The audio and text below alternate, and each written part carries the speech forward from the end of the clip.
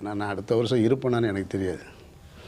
ஒரு ஒரு ஒரு இஸ்லாமிய ஆன்மீகம் மற்ற ஆன்மீகத்துக்கும் உள்ள டிஃப்ரென்ஸாக நான் பார்க்குறது எல்லா தத்துவங்களும் அதை சொல்லியிருக்கலாம். இஸ்லாம் என்ன சொல்லி தருதுன்னா, அதாவது ஒரு நாளைக்கு 5 நேர தொழுகை இருக்குன்னா அடுத்த தொழுகை உனக்கு நிச்சயம் இல்லைன்னு நினச்சி வாழு. அப்போத்தான் நீ ஆன்மீகவாதியாக இருக்க முடியும். சார் நான் அடுத்த வருஷம் இந்த இடத்துல பங்களா கட்டுவேன் அப்படின்றவே நீ ஆன்மீகவாதியாக இருக்க முடியாது.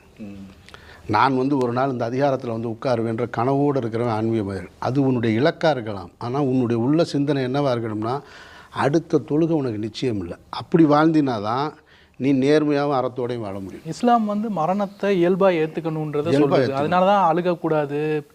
துக்கமே 3 நாளைக்கு மேலே கிடையாது.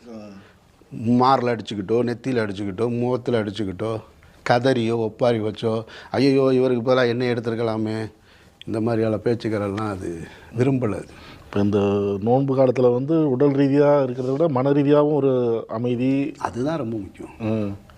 அதுதான் ரொம்ப முக்கியம். வெறுமனை பசித்து இருக்கிறது, பசியோடு இருக்கிறது, நீர் இருந்தாமல் இருக்கிறதுனா, இந்த உலகத்தில் பல ஏழைகள் சோமாலியாலாம் போனீங்கன்னா, ஆப்பிரிக்காலாம் போனீங்கன்னா வருஷம் பூரா நோன்பு தான் இருக்கான். அது மட்டும் இல்லை, நீங்கள் உங்களை எப்படி ஒப்படைக்கிறதுன்னு இருக்கட்டும். கடவுள் பக்தியை நான் எப்படி பார்க்குறேன்னா, கடவுள்கிட்ட போய் நிற்கும்போது நான் உண்மையிலே என்னை ஒரு சாமானியை நான் நினைக்கணும். நான் உள்ளே போகும்போதே நான் அந்த யார் தெரியுமா, இந்த கோயில் தர்மகர்த்தா, நான் யார் தெரியுமா, இந்த ஊரில் ஒரு எம்எல்ஏன்னு முதல் மரியாதையோடு உள்ளே போனால் நான் எப்படி இறைவனை நெருங்க முடியும்? அந்த மனநிலையோடு நீங்கள் போனீங்க, சாமானியனாக போகணும். நீங்கள் சாமானியனாக போகணும்ல. இல்லை எவ்வளோ பெரிய ஆளாக போனாலும் அவருக்கு நாம் சாமானியன் தான். அப்படி தானே இருக்க முடியும். அப்போ தானே அவர் கடவுளாக இருக்க முடியும். உனக்கு தனியாக எனக்கு தனி அந்தஸ்தும் ஒருத்தனுக்கு சாதாரண அந்தஸ்தும் கொடுக்குறவர் எப்படி கடவுளாக இருக்க முடியும்? ஒரு தாய்க்கு தன்னுடைய பிள்ளைகள் எல்லோருமே சமமாக இருக்கணும். அதில் ஒருத்தன் படித்தவனாக இருப்பான், ஒருத்தன் படிக்காதவனாக இருப்பான், ஒருத்தன் வக்கீலாக இருக்கலாம், ஒருத்தன் இன்ஜினியராக இருக்கலாம், ஒருத்தன் படிக்காமல் கூட இருக்கலாம். அவங்களுக்கு பிள்ளை. இந்த ஏற்றத்தாழ்வெல்லாம் சமூகத்துக்கு தான், தாய்க்கு இருக்க முடியாது.